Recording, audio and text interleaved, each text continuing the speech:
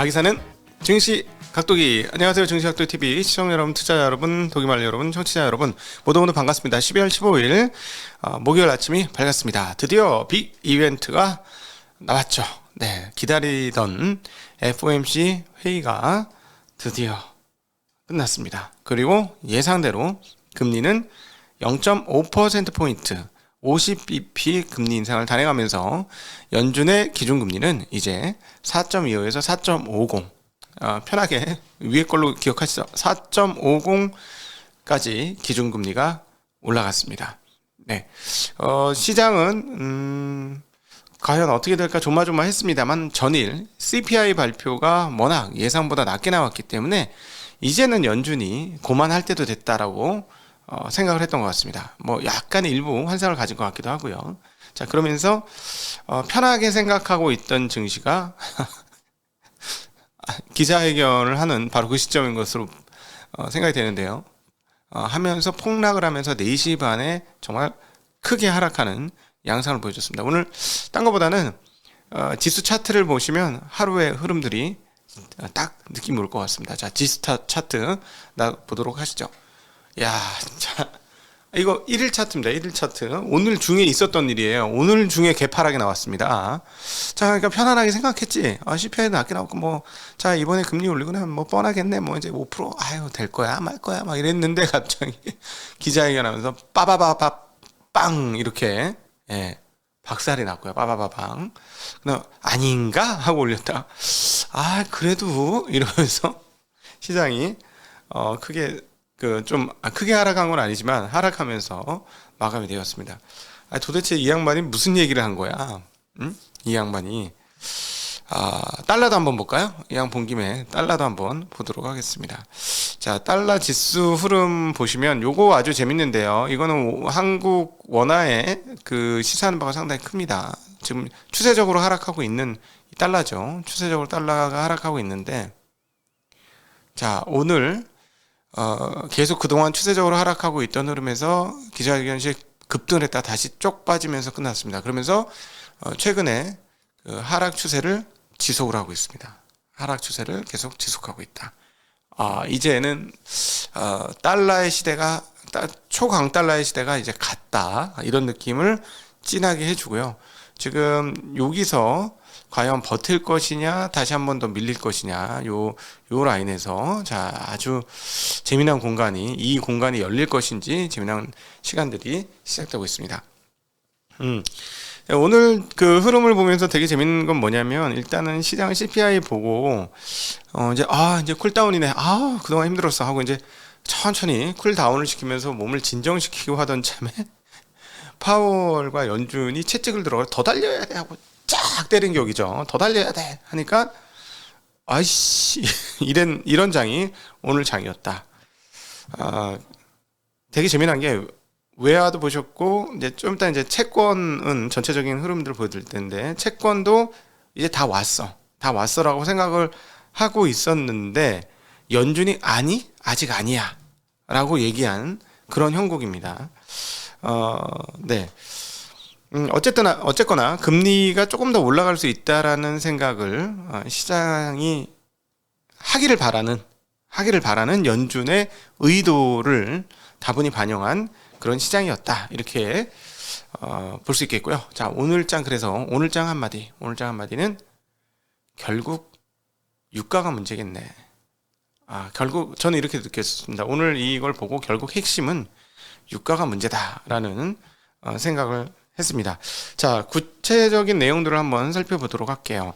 금리는 4.5%로 결정이 되어졌고, 4.2에서 4.50이죠. 정확하게는 15년 만에 최고치입니다. 15년 만에 최고치의 금리를 찍었고요.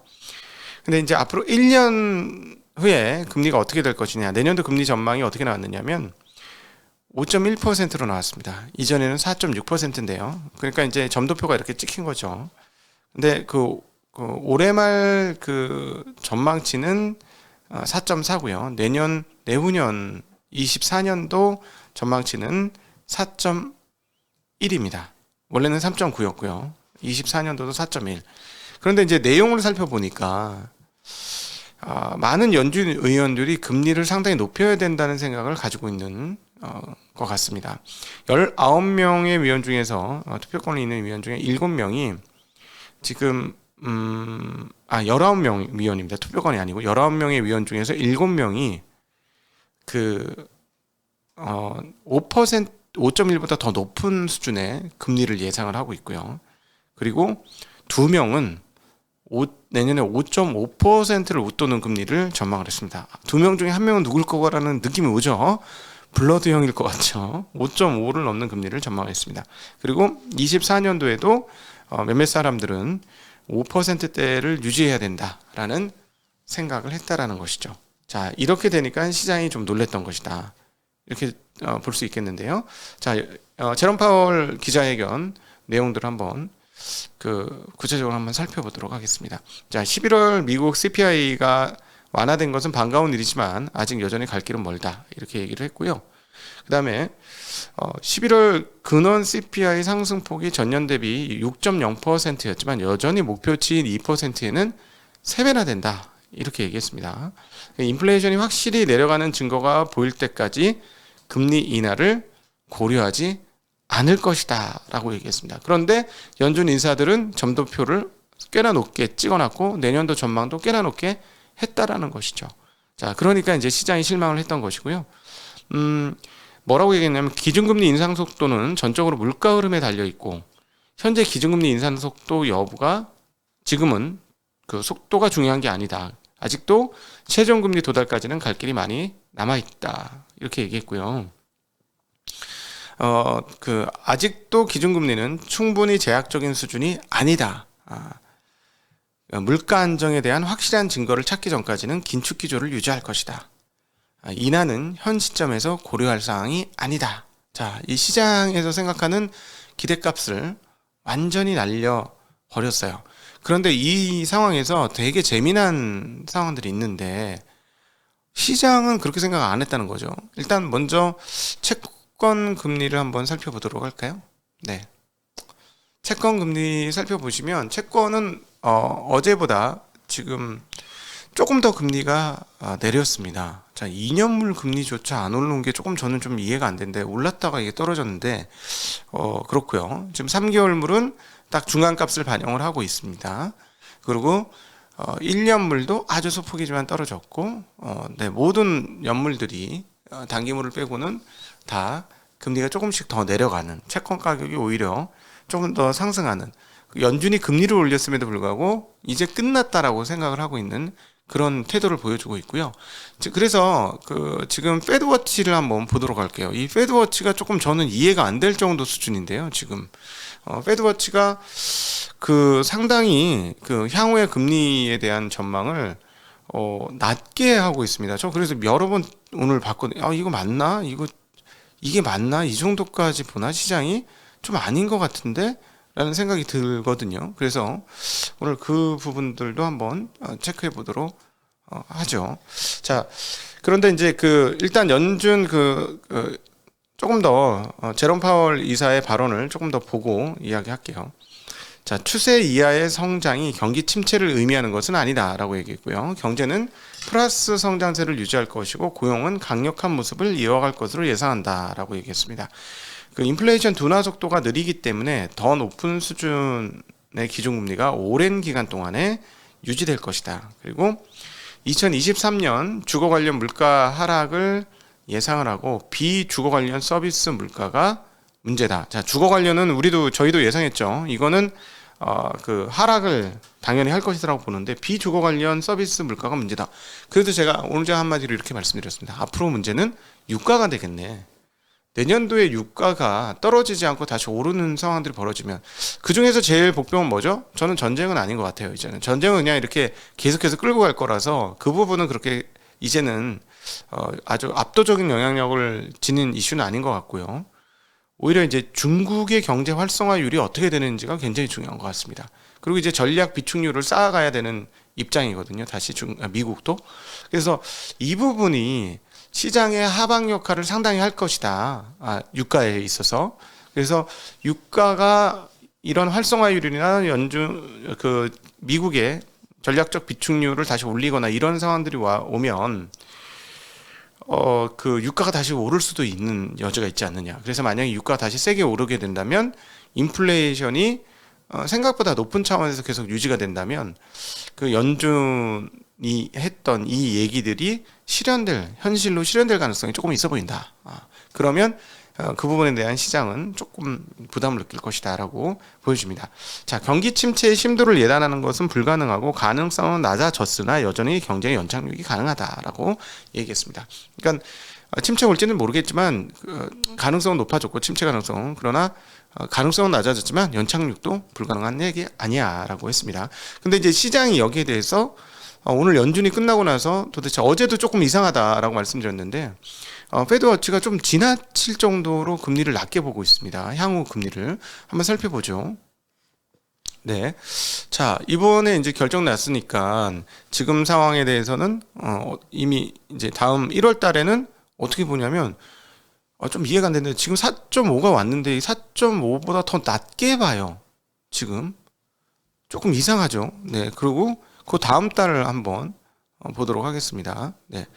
그 다음 달 보시면 이것도 지금 중간값이 4.25에서 4.5예요. 제 두 번째 FOMC 회의 때도 별로 그렇게 크게 올릴 거라고 생각 안 하고 요 4.50에서 4.75 올릴 거를 16% 정도밖에 안 봐요. 그냥 현재하고 비슷할 거라고 55%로 보고요. 자, 그 다음 거를 한번 볼까요? 자, 그 다음은 5월 3일입니다. 자, 5월 3일은 어떻게 보고 있냐면 미쳤나 하는 생각이 들 정도야. 3.0에서 3.25예요. 이게 중간값이 금리가 이렇게 갑자기 급하게 내린다고? 뭐 이건 조금 데이터가 좀 문제가 있는 것 같아요.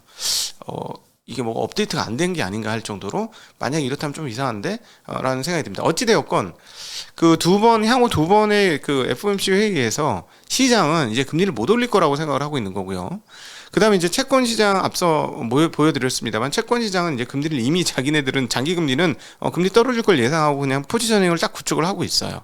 예, 그리고 외환도 앞서 보셨습니다만 외환도 가격이 상당히 빠지면서 이제 더 이상 금리를 못 올릴 미국의 달러화가 강달러로 갈 턱이 없다라는 것을 보여준 거죠.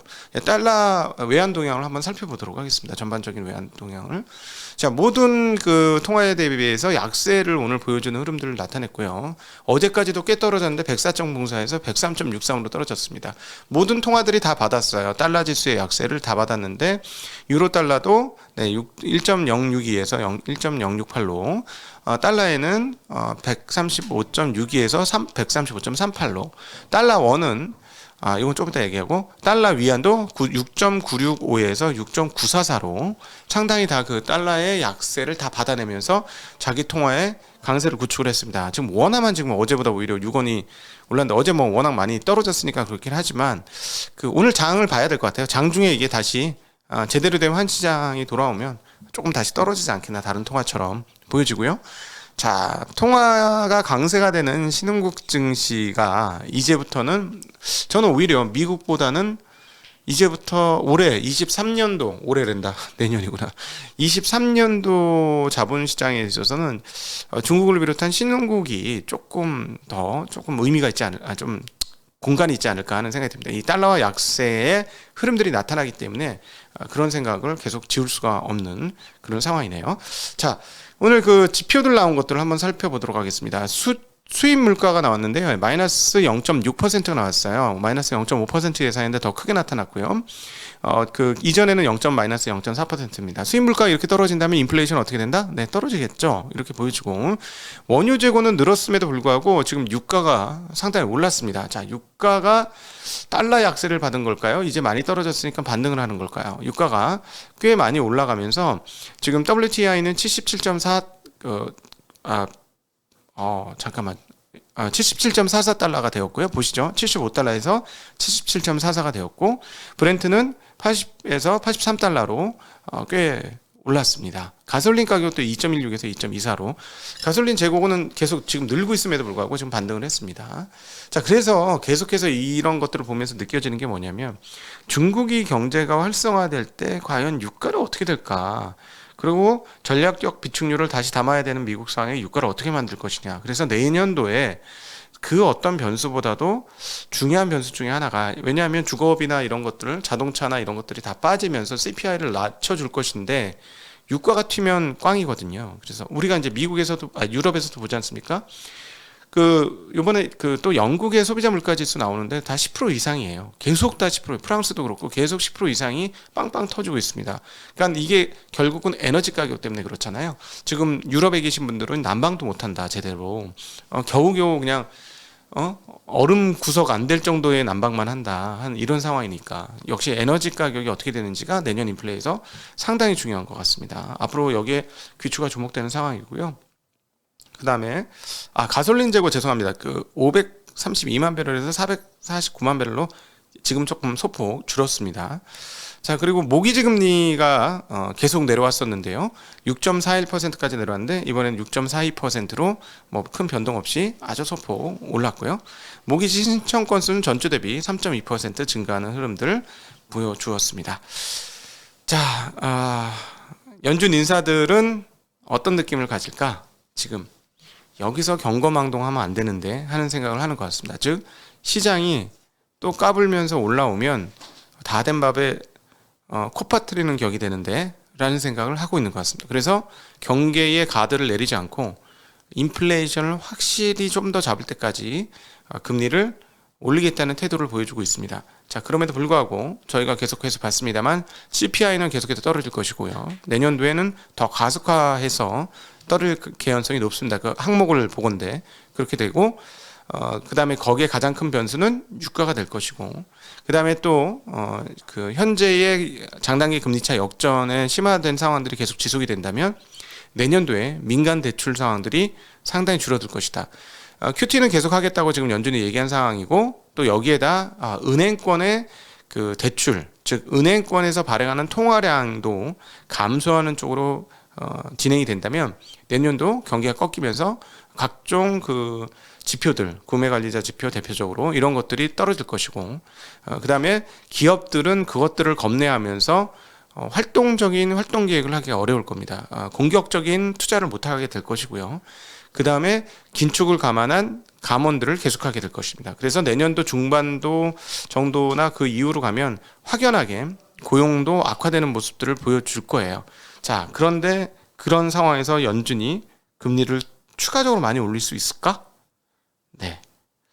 유가가 가장 중요할 것 같고, 연준은 일단 뻥카로 시장을 눌러놓고 그거를 확인한 후에 금리를 안 올리든 더 이상 안 올리겠다라고 그 다음에 얘기할 것 같습니다. 자칫 올라올 수도 있는 기대 인플레이션을 제어하기 위해서 연준은 계속 말번지를 날릴 것이다. 그러나 시장은 벌써 다른 생각을 하기 시작했다. 채권시장, 외환시장에서 모두 그것들을 보여주고 있다. 그것이 오늘의 전반적으로 시장을 보는 눈이 될 것 같습니다. 네, 오늘도 긴 시간 함께 해주셔서 진심으로 감사합니다. 안녕.